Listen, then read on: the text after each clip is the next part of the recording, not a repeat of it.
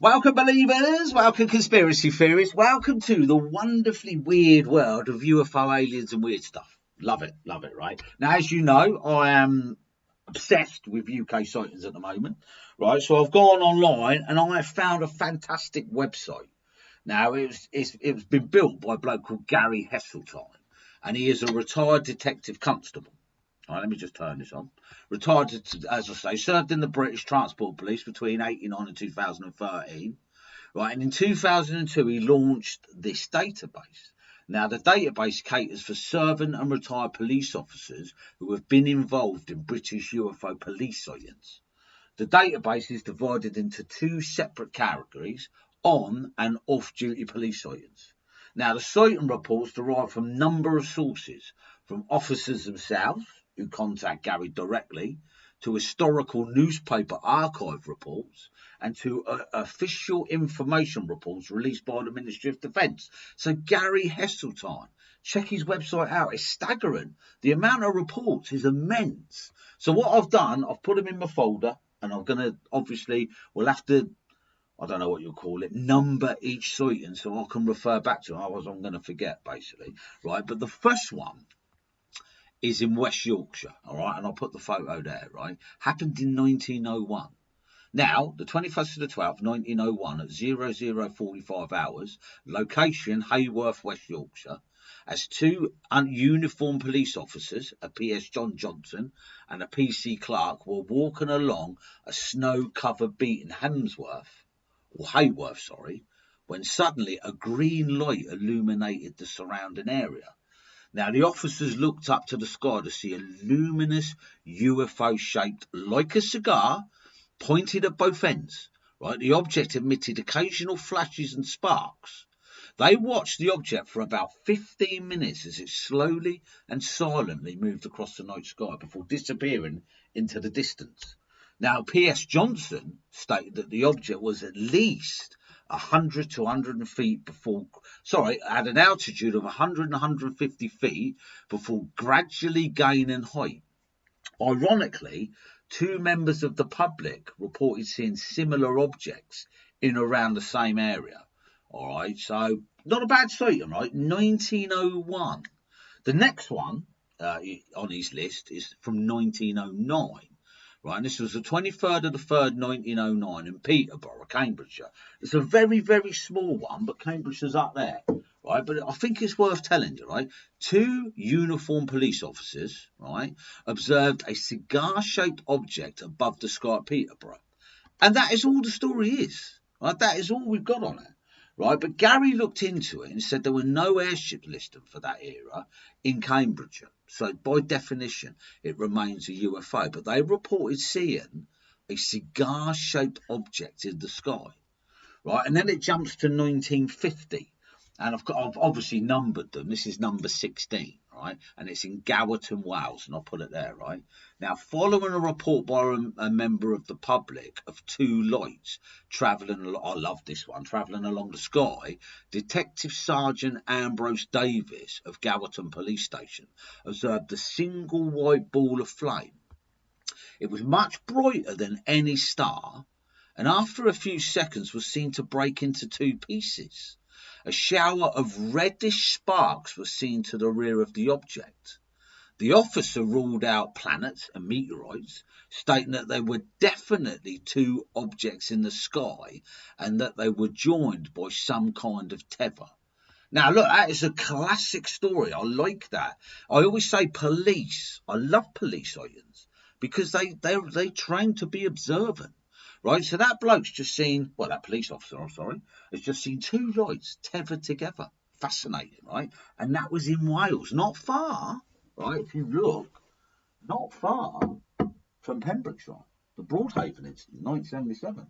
All right, so number 52, and that is 1952, and I've numbered it number 17, sorry, right? And this was in Leek, Staffordshire. A police officer on plainclothes observation and two passing civilians saw a UFO literally above their head at a recreation ground in Burton Street, Leek. Right, the object was seen for approximately 2 to 3 minutes of an altitude of 500 feet. They described it as orange in colour prior to the object changing shape from a sphere to a cigar, by which time it was blue. Eventually, the object accelerated away at a fantastic speed in a northerly direction. Now, throughout the duration of the sighting, the UFO made no noise whatsoever. It was a clear, cold night, no wind, the stars were visible. Now, what's more interesting, right, is the sighting was reported by the officer, but he was told by his superintendent to keep his mouth shut.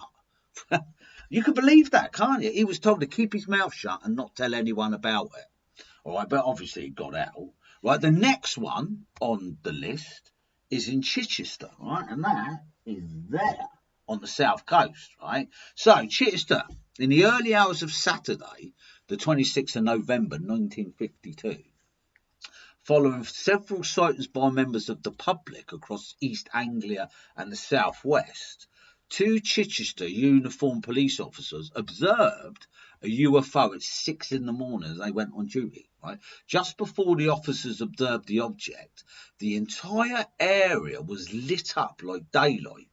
Now, PC Tony Cox said, "We thought that sparks from an electrical train might be the cause until we turned around and saw this weird thing speed across the sky to the northeast." Yeah, that's a good one. I like it. Like I say, police. The next one, 1954, number 19, we'll call this, for my reference, happened in Bognor Regis, right? Now, Bognor Regis is there. Literally neighbours, right? I mean, you could cycle from Chichester to Bognor. You could if you wanted to, right? So it's very, very close. Now, this happened again, 6 o'clock in the morning, Bognor Regis. A William Keats was cycling to work, and he was doing that for his 6 a.m. shift. When he saw in the road ahead, the road was illuminated from something behind him.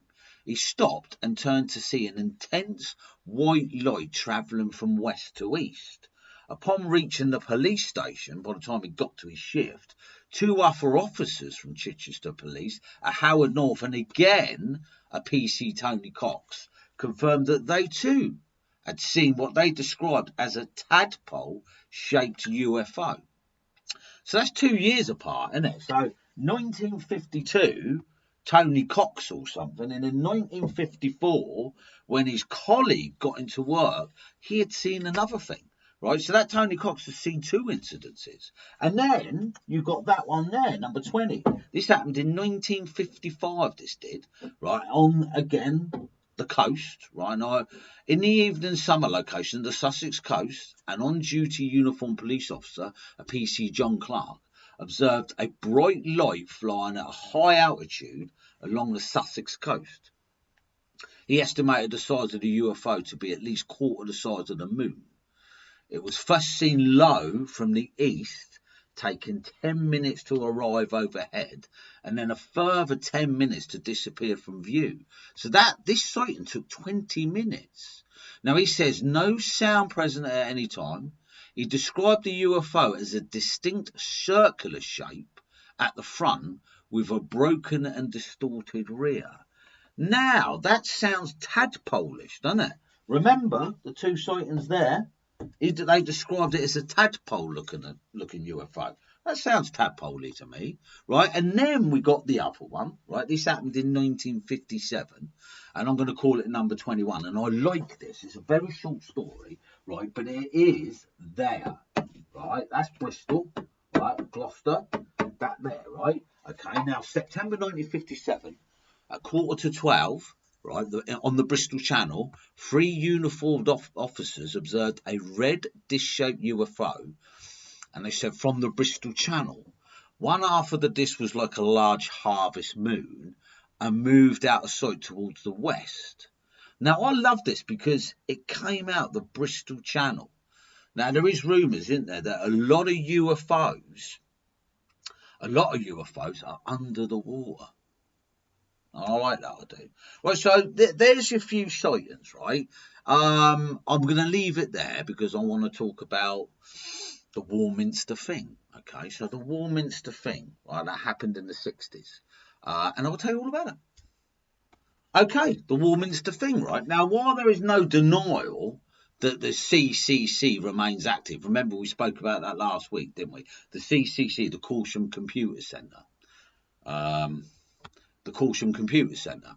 Many believe that the activities of Rudloe Manor also continues, and the Wiltshire area in general remains active. Now, the CCC, right, that is there, okay? Rudloe Manor is there, right? The Warminster Thing is there. So you can see the connection, all right? The Warminster Thing, Rudloe Manor and the CC, right? Now, as I say, while there is no denial that the Corsham Computer Centre remains active, although just what they do is up for debate, right? Many believe the activities of Rudloe Manor also continue, and the Wiltshire area in general remains active as far as UFO sightings. Interestingly, right, UFO sightings in the region began to increase from the early 1950s onwards, and many would report disc-shaped or bright lights overhead.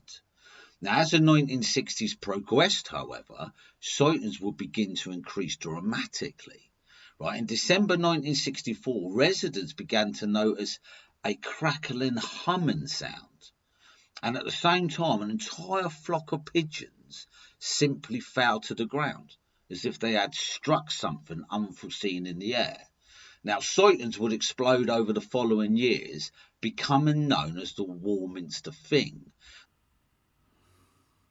Okay, all right, let's talk about the Warminster Thing then. All right, now Warminster is quite, what would you call it, unassuming. However, if you drive into Warminster, you'll be greeted by a long stone wall, which features an interesting mural. Parts of it resemble the night sky, while you'll eventually notice a couple of black triangles sat against a black backdrop. Next to these black triangles, would appear to be floating in the sky, are a couple of thin, bizarre looking creatures. Extraterrestrials, you can call them, right? You see, despite seeming like a completely normal small town, Warminster features a history of UFO sightings which date back nearly a century, but really took off in the early 1960s. In particular, on Christmas Day of 1964, these sightings have now become what more Warminster is most well known for, and the town is often flocked by enthusiasts and skeptics who have wanted to get to the bottom of these rumours, which remain intrinsically linked to the town for more than 50 years. And like I say, this is the story of the Warminster Thing. Odd sightings and sounds were reported irregularly in Warminster, dating back to dating back as early as 1930. Incidents that predate the Second World War, as well as the advent of the modern science fiction genre. However, few and far in between, bizarre encounters around Warminster seem to predate the rest of the world's UFO craze by several decades. Well, look, it is a very, very weird place. I mean, Warminster is there. Stonehenge is there. It's literally right next door to it. You know, and we all know the rumours around Stonehenge and UFOs. I made for a documentary about the story, so I made for TV documentary about the story, which happens to be older than some people, stated that a majority of these reports were odd sounds that were reported to be stark and crackling by residents of the region. Though unusual incidents will be reported sporadically through the 1930s and 40s, as World War II came and went, it wasn't until the later half of the 50s that the events in Warminster began to really escalate and attract the attention of the rest of the world. So the Warminster craze really took off in the early days of 1965, due in no small part to a local named Arthur Shuttlewood, and I think it was him who really did get the story out there, right? Shuttlewood worked as an editor and reporter for the local newspaper. It was called the Warminster Journal. He had been working as a journalist for more than 2 decades and would eventually write a couple of books about his experiences. If there was ever to be a movie made about the Warminster Thing, then Arthur Shuttlewood would most likely be the main character, all right? Because he was responsible for getting the story out there. Now, in the first half of January, Shuttlewood penned a small article that was hidden away in the middle of the Warminster Journal, and it was titled Bell Hill Mystery. Weird Noises on Christmas Morning. The article detailed a story given to Shuttlewood by a local housewife.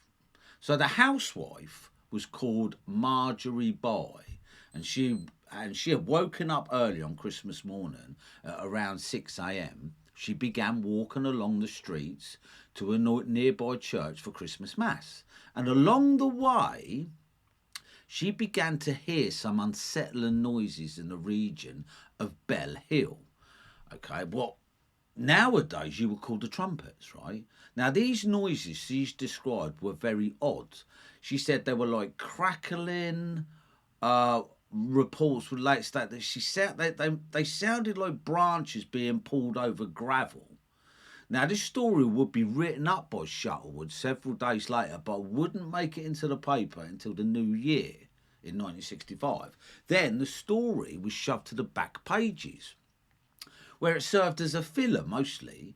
However, it would ultimately end up becoming the Warminster Journal's most popular story ever. Now, residents of the region began to correspond with the paper with more than 30 people writing in the following days and weeks.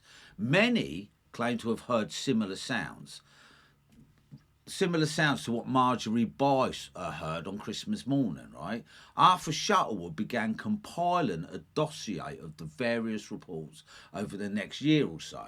With every passing day, the offices of the Warminster Journal become flooded with alleged encounters of the third kind. In the weeks and months after the original newspaper article in the Warminster Journal, letters continued to pour in from readers and other residents of the region. Dozens claim to have had odd experiences of their own, many of which emanated from similar sounds. But others began reporting odd sightings, right? Bright and bizarre figures in the sky. He calls them figures, we're going to call them UFOs, right? Were beginning to appear regularly to locals and others that were drawn to the craze.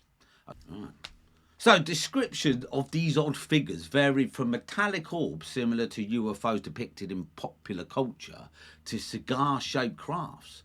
Pairing up with most of these sightings were reports of odd sounds which varied from booms to other kind of bizarre whistling. And that is the trumpets. All right, if you haven't heard the trumpets, get onto YouTube and have a look. I have witnessed them. I have heard the trumpets, right? I was having a rollie about 1:30 in the morning, and it sounded to me like something was being dragged across a motorway. Really weird atmospheric sound. So I think the Warminster Thing was the first ever recorded sighting of the trumpets, as we call them today. Right? Some witnesses described their cars failing after viewing one of these like UFOs in the sky, and that's not uncommon, is it? Well, others reported that animals responded oddly. Particularly dogs seemed to be heavily affected by these UFOs. Now, a handful of residents attempted to take photos of the flying objects, but as you can imagine, this was easier said than done. Many would try and fail to capture a convincing photograph, but there is one out there, I'm sure there is, I've seen it, right? Most of the sightings in Warminster happened in the region around Cradle Hill and Clay Hill next to Salisbury Plain. Clay Hill, in particular, became a popular attraction for UFO enthusiasts because of its own unique history. It was an old Iron Age hill fort at the top of Clay Hill, and an ancient Anglo-Saxon folklore claimed that the hill had been formed by the devil himself. Paired with the region's proximity to Stonehenge, it is easy to see why many were drawn to Clay Hill. I know Clay Hill. The rumour is, right, the devil emptied his shovel, and that's how the hill was formed, right? Through 1965, Warminster became a hub of UFO activity. On June the 3rd, 1965, several people reported seeing a large cigar-shaped craft in the sky. The sighting was reported by a family in Heytesbury, a town near Warminster, and their account was later verified by more than a dozen people in Sherwock. Okay, and so it's a local town. On August the 17th, 1965, a loud boom similar to that of a large detonation shook houses in the neighbourhood of Boreham Fields. Now, residents record the noise, making them all collectively look outside, where one resident described a monstrous orange flame was seen in the sky, crackling and Hisson. Now, for me, though, right, Warminster is right next to Salisbury Plain. Salisbury Plain is a famous army place where they do all their, their war games and experiments. You can't help but think that loud boom had something to do with that, really. Now, as the year wore on, the countryside was full of enthusiasts and sceptics alike who were hoping to either prove or rebut their belief in the extraterrestrials. And with them came the expected procession of witnesses who described seeing a thing in the sky. Now, look, some we are going to say made it up. Of course they did, right? But some didn't. Now, these rumours included reports of entire flocks of pigeons being killed at once if they had been snuffed out in mid-air and then dropped to the ground. There were also rumours that rodents had been found in the region, having been mutilated prior to their death. According to local gossips, these rodents had been found with large puncture wounds, which were totally unexplained. By August of 1965, the population of Warminster had soared to nearly 18,000, essentially doubling in a very short period of time. Many of these short-term residents were packing the town's hotels and motels, simply wanting to get a taste of the UFO craze. Now, on August the 27th, 1965, a town hall meeting was called in Warminster so that the residents of the town could meet with authorities to discuss the ongoing phenomena, which had been nicknamed by then The Thing by local press, the Warminster Thing. This town hall was actually recorded for national coverage since the story had been making waves across England. But despite authorities planning to make a statement, their plans were changed at the last minute, and this town hall meeting ended up turning into an hour-long session for residents to voice their concerns and describe what they had personally seen. Now, the unexplained phenomena, nicknamed the Warminster Thing, continued to attract many curious onlookers and UFO enthusiasts over the coming months. Among them, of course, were members of the British UFO Research Association, which had officially launched just a couple of years prior in 1964. So they were interested in it, of course they was, right? The total number of sightings began to wane towards the end of 1966, but the area of Warminster had seemed to embrace its reputation as Britain's hotspot for unidentified flying objects, with shop owners beginning to sell specialised alien merchandise, and one resident even opening up a UFO-themed bed and breakfast. I'd love to have bought them, actually, alien merchandise. However, despite the total numbers of sightings beginning to dwindle over the next several years, there was still a number of reputable reports made by reputable people. Okay, and that is important. And I'll tell you this one, right? In October 1967, more than 2 years after the peak, right, 2 police officers had claimed to have seen an aircraft over the town of Devon, just a couple of hours away from Warminster. Now, speaking to reporters afterwards, PC Roger Willey and PC Clifford Waycott seemed convinced that they had seen something out of this world. And like I always go on, police are really important. Right, in the decade or so after the craze of the mysterious thing had taken over Warminster, the area remained a hotspot for odd sights and sounds. Many people continued to report seeing odd shapes and lights in the sky, often accompanied by strange noises. But it all seemed like more of the same. People just didn't care that much anymore. And I think people tend, and this is the beauty about humanity, we get used to anything. Right? Now, a brief resurgence in popularity happened about a decade later in the 70s. And I'm not surprised because there was loads of sightings in the 70s when crop circles began to appear in the region. And many attributed this not only to the mysterious thing, but the region's proximity to Stonehenge. And you would, wouldn't you, right? By the time the new millennium rolled around, many of those that had lived through the Warminster craze had long since passed away or moved on. And this does include Arthur Shuttleworth, the reporter that had introduced the world to the Warminster Thing back in 1965. He passed away in 1996 after publishing several books about his experience. Now, despite claiming to be a staunch sceptic during most of the reporting on the thing, Shuttleworth would remain a believer until the end. All right? Nevertheless, odd sightings and weird incidents do continue to occur around Warminster. All right, not very often, but they're happening, because there is no legitimate answer to explain why hundreds, if not thousands of people all saw odd things in a very short period of time. So I consider the Warminster Thing at least weird, eh? Well, this was UFOs, aliens and weird stuff. Really appreciate you sticking around. Next week we will continue on the board, and we will continue pinning up police sightings, because they're fantastic, aren't they? All right, so I will catch you next week. Thanks for sticking around.